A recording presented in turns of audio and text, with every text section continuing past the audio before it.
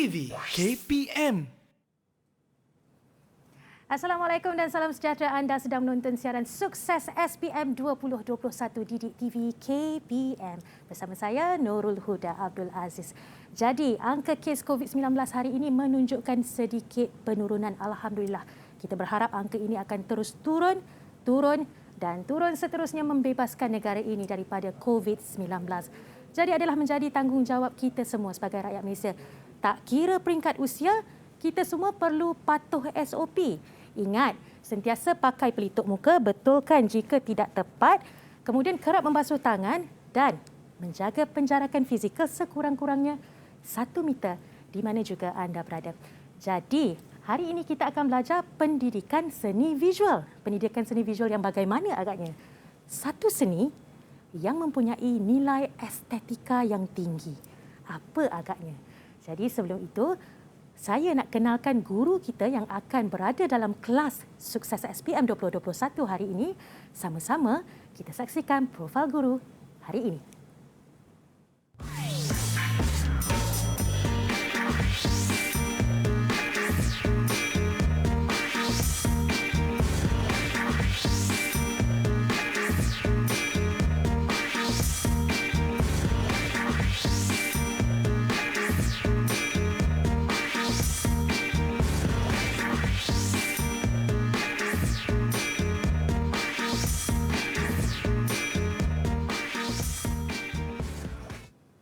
Assalamualaikum Cikgu, apa khabar? Baik. Jadi Cikgu ini adalah Cikgu Talfiza Haji Taufik, iaitu guru panitia atau ketua panitia PSV di Sekolah SMK Bukit Kepayang Seremban Negeri Sembilan.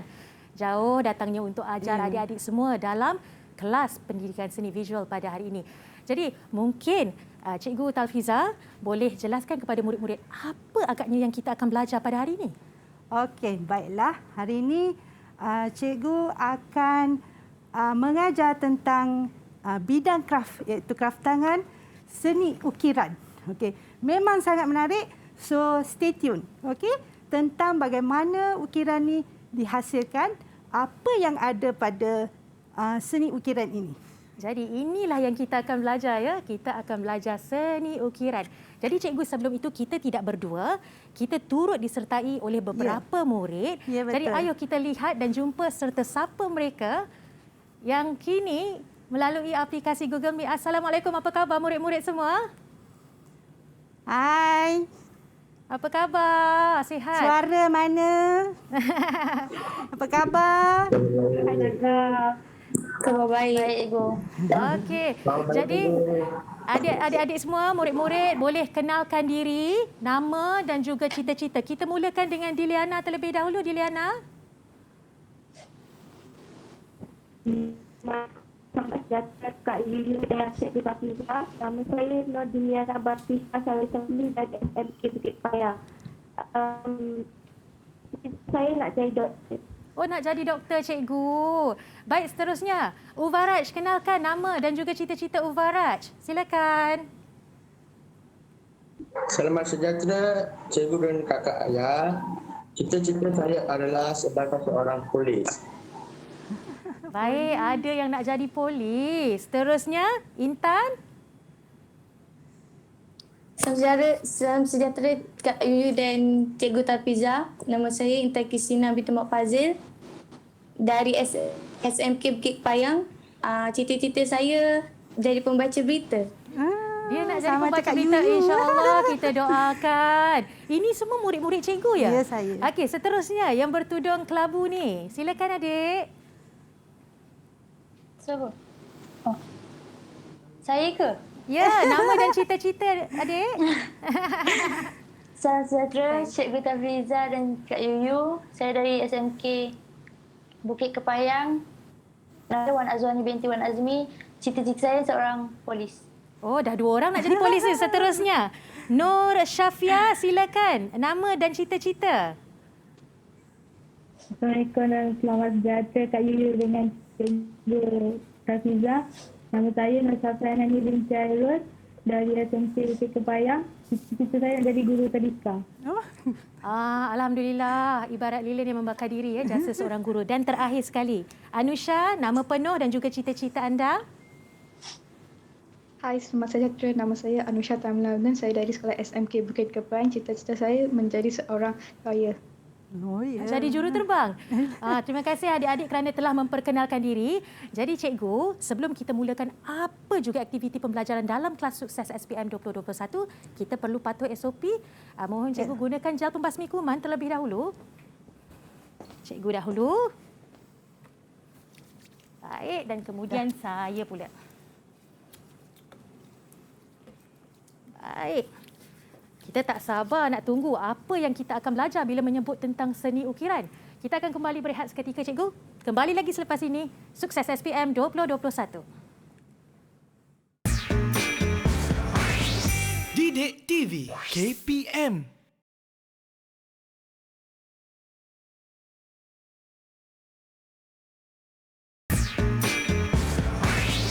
Didik TV KPM. Kembali semula dalam siaran Sukses SPM 2021. Hello murid-murid, anda sudah bersedia untuk belajar pada kelas hari ini. Jadi hari ini sebentar tadi Kak Yuyu dah kenalkan Cikgu Talfiza Taufik yang akan mengajar pendidikan seni visual, seni ukiran. Jadi setahu saya, Cikgu ada gambarkan tadi seni ukiran tu bagaimana agaknya.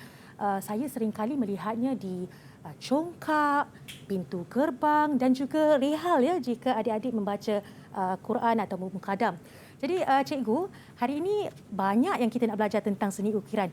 Saya silakan cikgu terus dalam kelas Sukses SPM 2021. Okey, hai semua, kita kembali semula dan cikgu akan meneruskan pengajaran cikgu.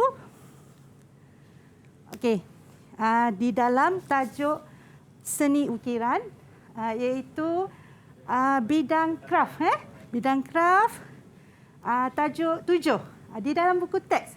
Dan murid-murid di rumah, jikalau ada buku teks tingkatan 4 PSV, so boleh buka dan tengok tajuk 7, tajuk seni ukiran. Alright. Dan cikgu akan terangkan tentang bagaimana seni ukiran ini akan dihasilkan serta apa yang terdapat di dalam seni ukiran ini. Maksudnya dia punya falsafah dan sebagainya. Okey. Seni ukiran untuk pengetahuan semua selalunya ianya menghiasi istana dan juga rumah-rumah tradisional. Okey, selain itu ianya juga terdapat pada alat muzik, senjata, alat memasak dan juga pengangkutan. Okey, contohnya kalau untuk alatan memasak, seni ukiran ni sering dibuat pada acuan. Okey? Pada acuan iaitu seperti acuan putu. Mungkin saya boleh tunjukkan di sini cikgu? Ya, boleh. Ini dia acuan putu. Yang ini. Dekat di sini kalau kita boleh lihat ya.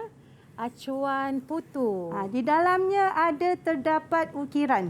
Ya, kalau cukup kita menarik perhatikan ya. betul-betul di dalamnya ada terdapat ukiran yang telah diukir oleh pengukir pada waktu dahulu. Sangat cantik cikgu. Kalau kita lihat seni ukiran satu ketika dahulu ya. Dan seterusnya kukur kelapa. Dulu kita tak ada mesin yang canggih nak masukkan kelapa satu-satu. Dulu kita guna kukur tradisional. Okey? Seperti yang telah ditunjukkan pada Yuyu. Ini memang canggih. Maksudnya cikgu, ini adalah seni ukiran kukur itu dan di sini adalah tempat duduk ataupun tempat meletakkan bahan. Tempat kita duduk atau kukur ambil kelapa, kukur di depan. Cantik sangat Saya lah rasa kalau nenek nak moyang guna. kita memang gunakan kukur kelapa ni pada ketika dahulu. Sangat cantik cikgu. Baik, cikgu boleh teruskan dengan pembelajaran? Okey. Kemudian untuk pengetahuan semua, pada hari ini cikgu akan masuk persepsi tentang pemahaman terhadap prinsip seni ukiran. Dan yang ini cikgu akan datang, insya-Allah. Cikgu akan datang lagi. Okey. Prinsip asas seni ukiran. Okey, terdapat dua prinsip, terdapat dua aspek dalam seni ukiran ni. Yang pertama adalah aspek bahasa seni visual, di mana kita boleh perhatikan pada setiap kejadian ataupun pada setiap ukiran ini terdapat bahasa seni visual di mana prinsip itu sangat penting untuk kita. Contohnya seperti garisan, rupa, bentuk, jalinan, irama dan pergerakan, penegasan kesatuan dan sebagainya. Boleh lihat di sini adanya aspek garisan. Okey, ada aspek garisan. Kemudian gabungan rupa ataupun bentuk yang sama akan menghasilkan harmoni. Okey? Dan keseimbangan. Di dalam setiap ukiran itu kita perlukan keseimbangan, barulah hasil itu akan menarik. Seterjalinan yang ada pun akan menghasilkan satu ukiran yang menarik. Daripada motif awan larat ini pun akan menghasilkan irama dan pergerakan. Cikgu, saya kira murid-murid dan saya sendiri tertanya-tanya bila cikgu sebut irama dan pergerakan. Apa maksudnya? Adakah satu irama itu yang dimaksudkan, cikgu? Okey, begini.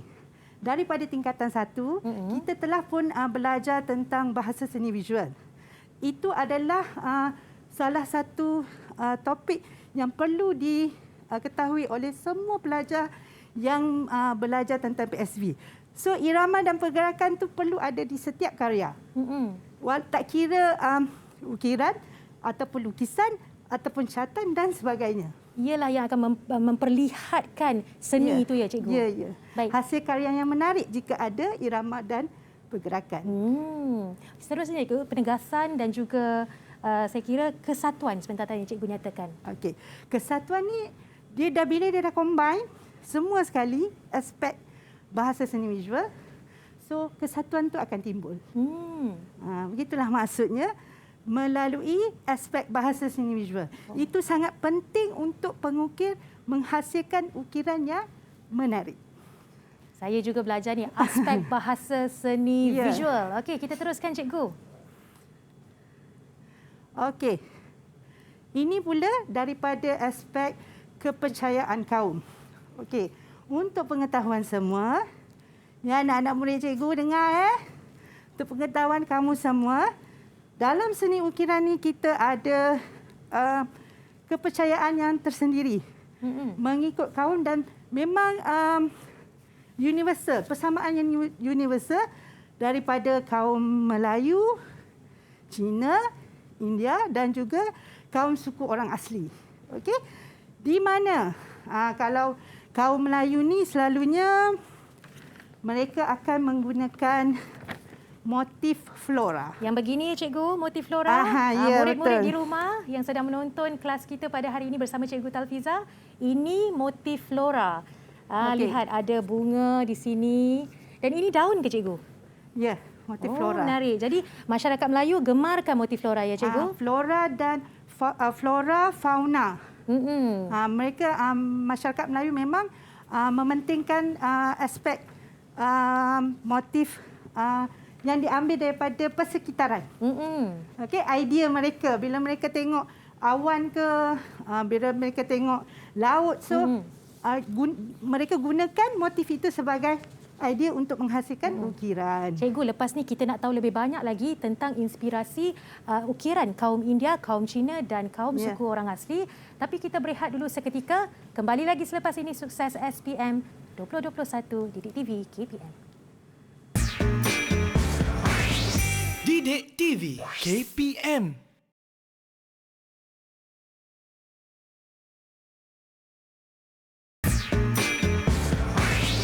Didik TV KPM.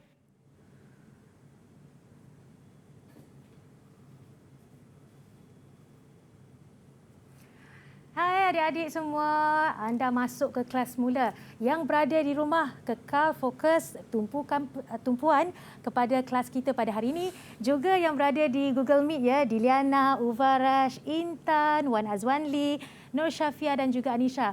Tumpukan perhatian sepanjang kelas Cikgu Talfiza. Ini adalah anak-anak murid cikgu juga ya. Jadi sebelum itu, saya nak imbas kembali apa yang Cikgu Talfiza dah ajar kita sebentar tadi. Sebentar tadi Cikgu Talfiza sudah ajar kita tentang aspek bahasa seni visual. Ia juga sesuatu yang baru bagi saya sendiri dan saya juga turut belajar. Terima kasih banyak Cikgu. Jadi kita belajar kepelbagaian bentuk dan rupa, jalinan, garisan, keseimbangan, irama, penegasan dan juga kesatuan. Selain itu, Cikgu Talfiza juga telah menerangkan kepada murid-murid semua tentang aspek kepercayaan kaum bagi seni ukiran. Yang pertama telah disentuh Cikgu Talfiza tadi apa? Cikgu Talfiza dah sentuh tentang aspek kepercayaan masyarakat kaum Melayu. Jadi kita akan teruskan lagi pembelajaran kita pada hari ini bersama Cikgu Talfiza. Dan pembelengahkan masa saya jemput balik Cikgu mengambil alih kelas ini. Silakan Cikgu. Okey, Cikgu sambung semula ya. Berkenaan dengan aspek kepercayaan, sebenarnya persamaan itu universal, iaitu tentang 3 aspek daripada hubungan sosial, kemudian kepercayaan dan juga ketuhanan. Setiap seni ukiran ni ada mempunyai kepercayaan masing-masing. Okey. Contohnya kita sambung pula daripada aspek kepercayaan kaum Cina. Selalunya kaum Cina akan mengambil motif daripada haiwan, iaitu naga dan seterusnya kacang. Kacang? Dia punya kepercayaannya berkenaan dengan naga, dia melambangkan kekuasaan dan kemewahan. Wah, baru tahu ilmu baru. Adik-adik tulis tu. Tulis. Take note, sekejap lagi ada soalan kena jawab. Okey? Baik, Cikgu. So, seterusnya kaum India. Kaum India pula, mereka lebih gemar gunakan haiwan seperti burung merak, gajah dan juga bunga teratai. Jadi ni contohnya Cikgu motif fauna seperti merak ya? Ya. Kalau kita boleh tunjukkan di sini, ini dia. Motif merak. Jadi ini adalah antara yang menjadi kegemaran seni ukiran bagi kaum India ya, Cikgu. Ada sebarang signifikasi ke di belakang burung merak ini sendiri, Cikgu? Ada, itu lebih kepada ketuhanan, aspek ketuhanan. Dan juga ada di sini, ni. Ini adalah bunga teratai. Motif bunga teratai. Dan juga lebih kepada aspek ketuhanan. Okay? Dan kekuatan pun ia juga. Walau dibingkaikan pun mengikut cantik kepercayaan seni ukiran kaum India lah. Baik. Seterusnya kaum suku orang asli, Cikgu. Okey, seterusnya kaum suku orang asli, mereka lebihkan kepada kepercayaan animism. Iaitu dia lebih percaya kepada wujudnya roh, makhluk halus dan sebagainya. Dan selalunya suku orang asli ni akan ukir patung. Patung ukiran lah. So tak adalah macam yang ada di sini. Mereka lebih macam berhala lah, lebih kurang. Okay. Jadi kita tak bawa masuk kelas kita ya hari ini, Cikgu. Okey, dan seterusnya soalan. Selepas Cikgu ajar, Cikgu lebih suka terus anak-anak murid Cikgu menjawab soalan. Baik, kita uji minda mereka. Antara uji mereka berhitung puan atau tidak. Siapa yang nak cuba nombor 1? Anak-anak murid Cikgu, siapa yang nak cuba? Adik-adik, siapa nak cuba? Apakah kesan pengulangan motif dalam sesuatu ukiran? Diliana, silakan Diliana nak cuba jawab, Cikgu. Okey, Dili. Cikgu baca ya. Dah baca belum? Jawapannya? Cikgu baca dulu Apakah kesan pengulangan motif dalam sesuatu ukiran? Tadi Cikgu dah ada bagi tahu waktu awal-awal tadi. Apakah jawapannya, Dili? Sekali lagi, Dili. D. Kesan harmoni dan tenang. Betul ke, Cikgu? Betul. Mantap. Syabas, Dili. Syabas Okey. diucapkan. Maksudnya murid betul-betul fokus dan faham ya, Cikgu. InsyaAllah. Baik, kita teruskan, Cikgu. Okey, next. Okey, soalan yang kedua. Siapa volunteer? Saya bacakan. Antara berikut, manakah falsafah kehidupan bagi kaum Cina? Baru je tadi Cikgu sebutkan. Siapa boleh jawab? Siapa boleh jawab angkat tangan ya?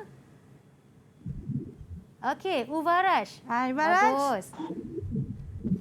mana jawapan? Jawapan ialah A. A ke? Betul ke ni? Cuba. Kita tengok dulu betul kita ke tengok. tidak.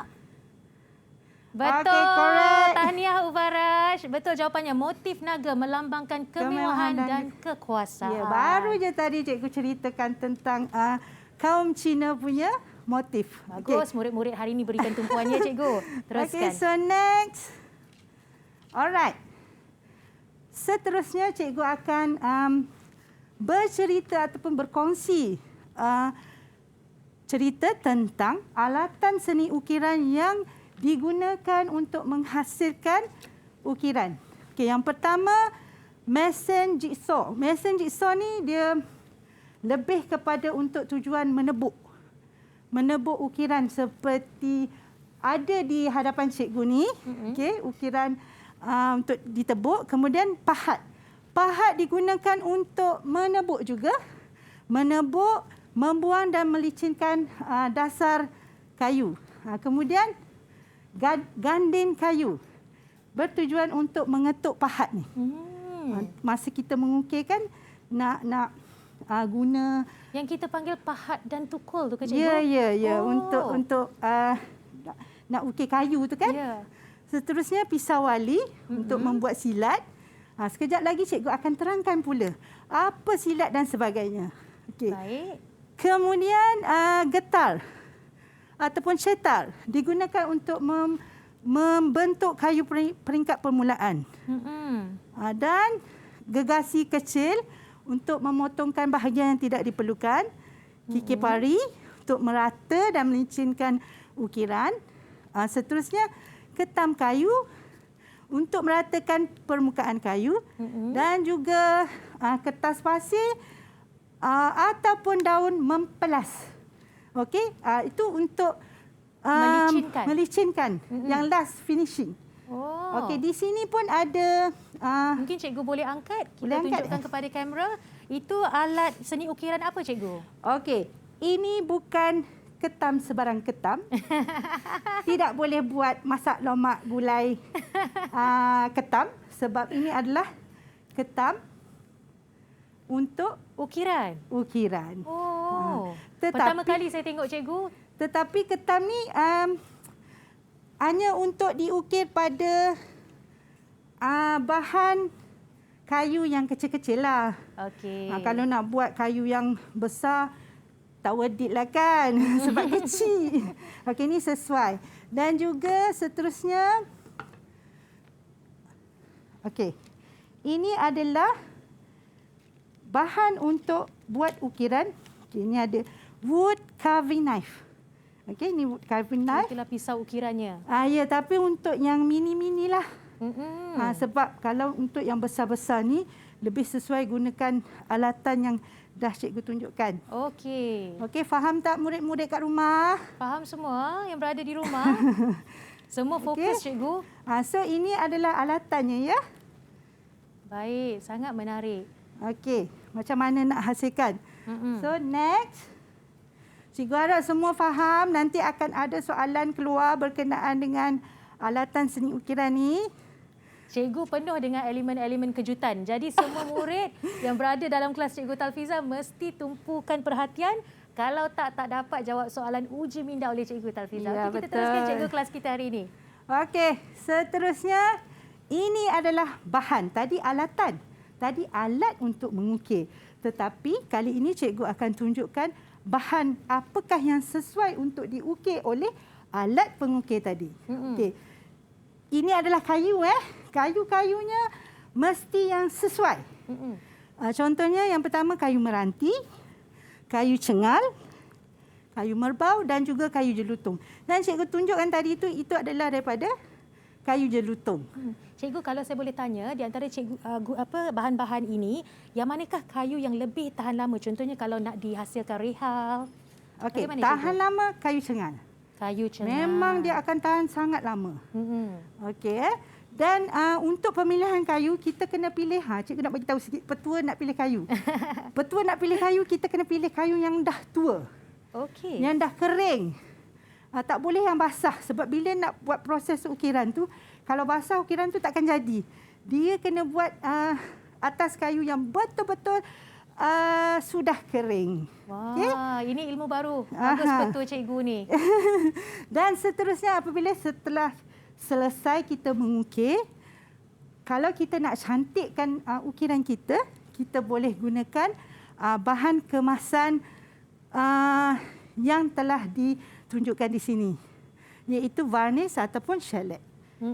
Ini adalah untuk mengilatkan. Mengilatkan seni ukiran kita. Mungkin cikgu boleh tunjuk hasilnya. Ya, contohnya macam inilah.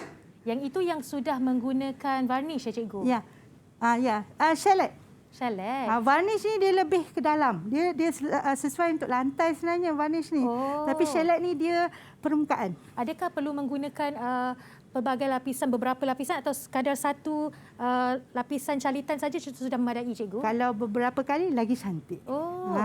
Jadi kalau cikgu daripada pengalaman cikgu yang luas, lihat saja kepada rehal itu berapa lapisan shellac yang digunakan agaknya? 3 pun dah okey dah. Sekali, 2, 3 dah okey dah. 1 tunggu kering, 1 tunggu kering. Baik cikgu, kita teruskan. Okey, dan seterusnya dah ada ujian. Penuh dengan kejutan ya cikgu. Baik. Okey, siapa volunteer? Siapa yang boleh jawab soalannya? Saya bacakan. Alatan yang manakah sesuai untuk aktiviti di atas? Di atas. Siapa mahu jawab? Merata boleh angkat dan tangan. melicinkan silat. Siapa? Okey, Nur Syafia. Jawapan? C. Kikepari. Kikepari. Betul atau tidak? Ya. Betul. Maknanya dia dengar tadi. Bagus Syafia, terima kasih. Syabas Syafia. Awesome. Baik, ada soalan lagi ke cikgu? Jom kita tengok. Masih ada soalan. Okey. Jadi siapa boleh jawab Soalan kali yang ini? keempat. Uji minda 4. Siapa yang nak jawab? Anusha, manakah Okey, antara Anusha. berikut merupakan kayu yang sesuai untuk menghasilkan ukiran? Silakan Anusha. Jawapan A. A, iaitu itu apa? 1 dan 2. Kayu jelutong dan kayu cengal. Betul ke cikgu? Untuk menghasilkan ukiran. Tadi kita baru bincang. Salah. Silap. Anusha jawab A, kayu jelutong dan kayu cengal. Okey, betul. Betul. Tahniah Anusha. Baik, murid-murid teruskan. Tumpukan perhatian sepanjang kelas Cikgu Shalfiza kerana cikgu sentiasa hadir dengan kejutan-kejutan kepada murid-murid di rumah dan juga di Google Meet. Baik cikgu, kita teruskan pembelajaran kita hari ini. Alright. Tadi cikgu dah terangkan. Siap pegang, tunjuk lagi. Apakah fungsi alat ini? Siapa boleh jawab? Murid yang nak jawab kena baca soalan dan baca juga jawapan. Siapa nak jawab soalan uji minda kelima? Intan. Intan Kristina. Baca dulu soalan adik, kemudian jawab dan baca juga jawapannya. Silakan Intan. Apakah fungsi alat di atas? Sekejap. Jawapan dia D. Alat ni apa? Nama alat ni Intan? Nama alat ni apa tadi cikgu dah cakap? Lupa, sorry. Lupa. Jadi jawapan Intan D. Kita tengok dalam teka-teki ni betul atau tidak. Dia dah nampak. Mungkin dia tak ingat. So jawapan dia betul ke tak? Kita tengok. Betul. Nasib baik betul. Cover sikit. Cukup bertuah Intan. Tahniah. Tapi kena ingat cikgu, apa alat itu sebenarnya? Okey, cikgu ulang sekali. Sekali lagi. Ini namanya ialah ketam kayu. Ketam kayu. Ketam kayu. Bukan ketam untuk dimakannya. Ini ketam kayu. Okey? Ingat semua. Okey. Next. Kita dah masuk bab motif ukiran kayu. Di mana selalunya yang sering diukir oleh masyarakat Melayu. Okey? Selalunya motif flora dan inilah nama-nama yang telah mereka menjadikan, telah membuat sebagai sumber ilham. Okey, contohnya bunga ketumbit, bunga cempaka tanjung, bunga matahari, bunga meluh dan bunga kerak nasi dan sebagainya. Murid-murid boleh tengok di dalam buku teks, ya, ada buku teks PSV tingkatan 4. Semua ada di dalam buku teks. So kamu boleh rujuk. Dan ini flora. Ini Ya, pula cikgu? tu flora. Betul ya? Ya, betul. Kalau kita boleh tunjukkan di sini sebagaimana yang dikatakan oleh Cikgu Talfiza sebentar tadi, inilah motif flora. Kalau yang ini, saya pun tak pasti ini motif apa cikgu. Kalau kita tengok tadi ada bunga ketumbit, bunga cempaka tanjung dan sebagainya. Ini motif apa? Itu adalah awan larat yang telah Awan larat. Cantik ya. Okey cikgu, kita teruskan kelas kita hari ini. Seterusnya, ini adalah fauna. Fauna ni sebenarnya diambil idea daripada binatang. Okey? Binatang yang ada di sekeliling pengukir. So idea tu datang apabila mereka melihat keadaan di sekeliling. Contohnya itik kuda laut, kepala cicak itu itik pulang petang dia sebenarnya binatang ni telah diabstrakkan. Dah tak nampak dah rupa binatang. Okey? Kepala cicak, lebah bergantung, ayam belaga, kelingai ikan. Ni untuk contoh fauna dan seterusnya kosmos. Kosmos ni pula dia ambil daripada idea alam. Contohnya matahari, bunga, bintang, bulan dan sebagainya dan dijadikan sebagai motif untuk ukiran kayu. Cantik cikgu.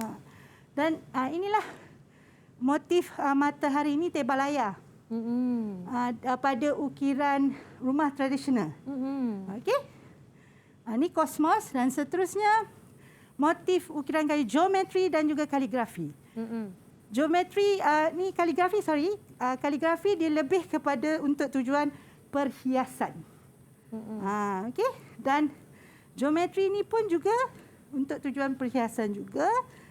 Dan seterusnya tentang pola corak ukiran. Pola macam kita buat baju lah kan. Baju kita kena ada pola. Nak buat baju kurung ke, kebaya ke kan. Mesti ada pola. So dalam ukiran pun sama. You kena ada pola dia. Bagaimana kita nak cipta. So ada 3 jenis pola. Yang pertama, pola corak ukiran. Pola bujang. Pola bujang ni juga dikenali sebagai pola putu. Dia adalah motif tunggal. Dan ideanya diambil daripada tumbuhan, kosmos ataupun objek yang lain. Seterusnya pola pemidang, pola yang kedua. Dia lebih kepada pola bingkai. Contohnya kita akan tengok dekat almari, tepak sirih, cucur atap. Cucur atap ni dekat rumah tradisional. Baik. Okay? Dan terakhir pola kayu ketiga. Dan terakhir adalah pola pelengkap. Baik. Satu dah lengkap dah semua. Maknanya lengkap dari segi motif, gubahan dan yang hendak dihasilkan. Dan juga dikenali sebagai pola induk. Baik, Cikgu Talfiza dah jelaskan kepada kita tentang pola. Sebentar tadi juga Cikgu Talfiza ada berkongsi dengan murid-murid di rumah dan di Google Meet tentang motif yang sesuai untuk seni ukiran, antaranya motif fauna, motif flora dan juga ada petua sebentar tadi.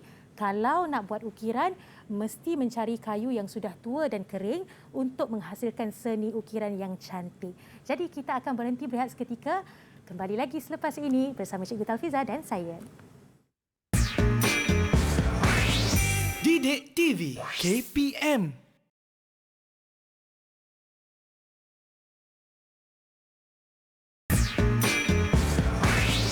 Didik TV KPM. Masuk ke kelas mula murid-murid. Sila berikan tumpuan. Kita masih bersama dengan saya Nurul Huda dan juga Cikgu Talfiza. Jika sebentar tadi kita belajar tentang pola ukiran, ada 3 ya. Kita belajar tentang pola ukiran kayu iaitu pola bujang, pola pemidang dan juga pola pelengkap.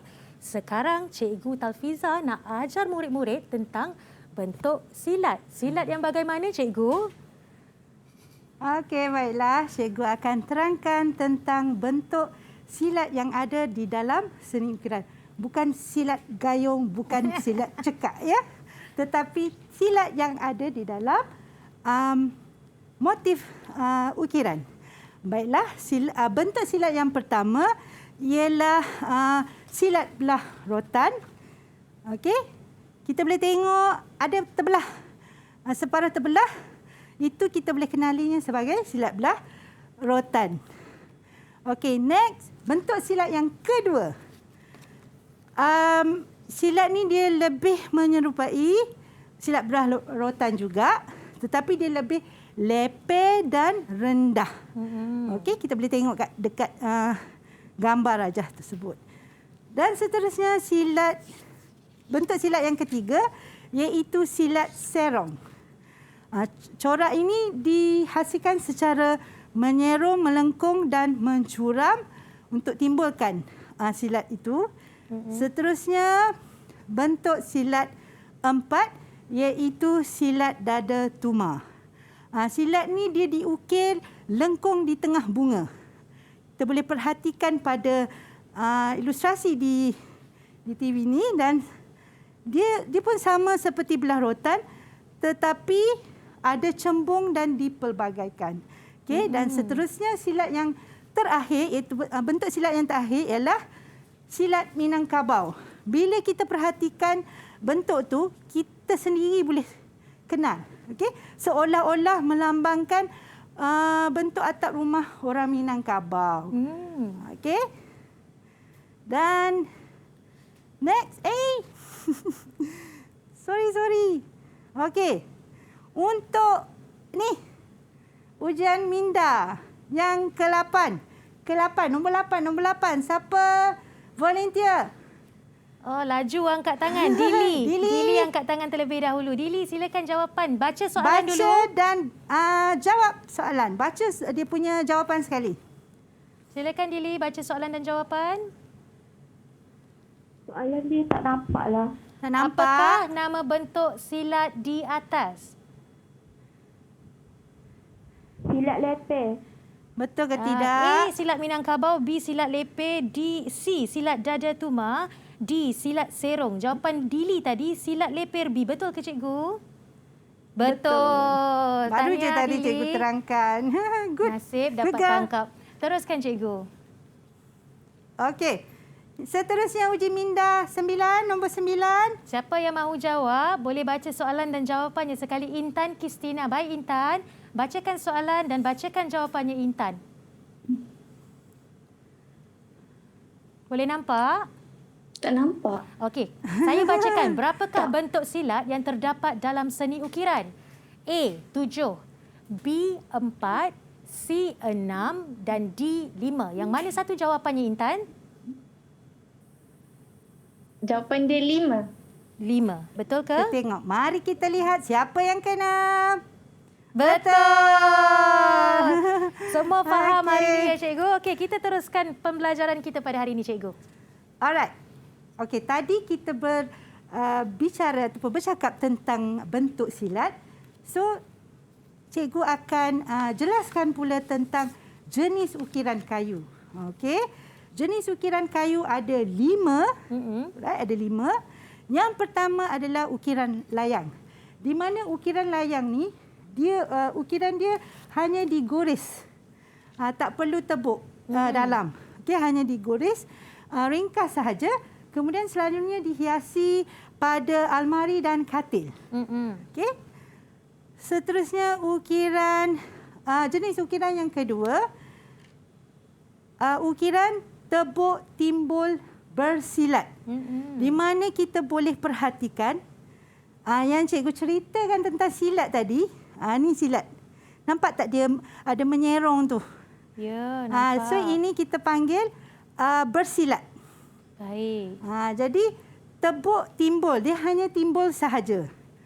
Kita tebuk dan menimbulkan silat. Selalunya dihiasi pada peti kayu, pintu, tiang-tiang rumah tradisional. Baik. Seterusnya, macam you tunjuk tu betul? Betul ya? Okey. Cantik Dan sekali. seterusnya, jenis ukiran yang ketiga, ukiran tebuk timbul tanpa silat. Dia tebuk, ukiran ini ditebuk.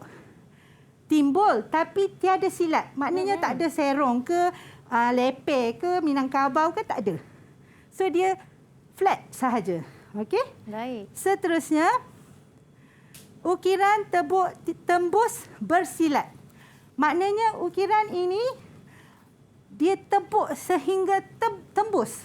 Betul. You boleh nampak tak dia tembus? Nampak. Nampak cikgu? Okey, dan ini selalunya dihiasi pada kekisi rumah Melayu. Cantik. Yang pada Yang saya gambar angkat sebentar tadi ya? Kekisi tu dia dekat tingkap Oh, cantik. ataupun dekat tangga. Okey. So ini adalah ukiran tebuk Dan yang terakhir? bersilat, dan yang terakhir ukiran tebuk tembus tanpa silat. Nampak tak perbezaan? Ya, Dia nampak flat. cikgu.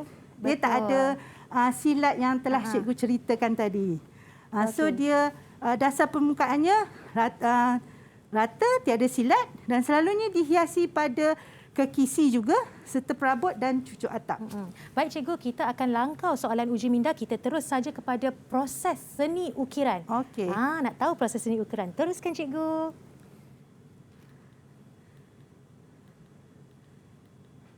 Baik.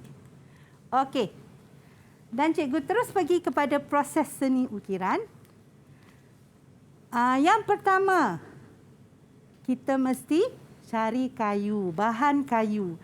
Penyediaan kayu, cari kayu yang sesuai untuk menghasilkan corak ataupun motif. Okey. Setelah itu kita mesti melukis corak motif pada kertas. Dan transfer pula, okey, Yuyu, transfer pada atas kayu ni. Macam kayu ni kan, cikgu ambil dah lukis motif, kita transfer lukisan tu di atas ni. Kemudian kita akan yang proses yang keempat, kita mula mengukir. Mengikut lukisan yang kita sudah tekap Ya, itu ya. Okey, lekat cikgu. je kertas tu, kemudian ukir dan seterusnya menyilat. Nak buat silat ke apa ke kan? So kita akan hasilkan silat. Baik. Setelah itu kita akan gunakan kertas pasir untuk melicinkan ukiran tadilah. Kan?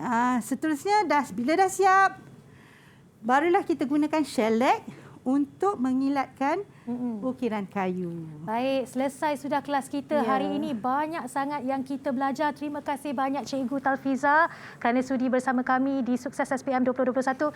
Terima kasih murid-murid kerana setia dan memberikan perhatian sepanjang kelas. Jadi apa yang kita belajar sebentar tadi? Ingat, seni ukiran adalah identiti, lambang dan jati diri bangsa. Dan setiap motif ada mempunyai falsafah ukiran tersendiri. Tidak kira baik kaum Melayu, Cina, India mahupun kaum suku asli. Jadi saya sendiri berharap agar murid-murid di rumah juga memberikan perhatian dan banyak mendapat ilmu dan manfaat daripada Cikgu Talfiza sebentar tadi. Kita akan jumpa lagi di siaran lain Sukses SPM 2021. Sampai jumpa lagi, saya Nurul Huda. Assalamualaikum dan salam hormat. Bye.